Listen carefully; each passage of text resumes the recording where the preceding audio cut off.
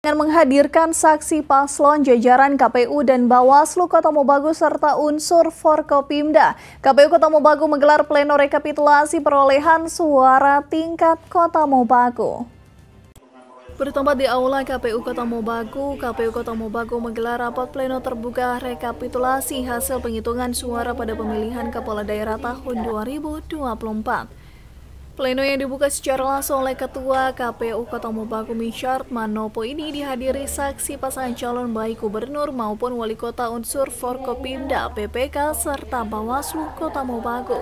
Untuk di Kota Mobagu, hari ini kita sudah memulaikan pelaksanaan pleno rekapitulasi hasil perolehan suara untuk ke depan. Direncanakan pelaksanaan rapat pleno tersebut dari tanggal 2 sampai dengan tanggal 4 Desember 2024. Untuk saksi pasangan calon gubernur dan wakil gubernur yang hadir adalah pasangan nomor urut 1, 2, dan 3. Hasil pleno tingkat Kota Mobagu ini selanjutnya akan dibawa ke pleno tingkat provinsi yang jadwalnya masih menunggu keputusan dari KPU Sulut.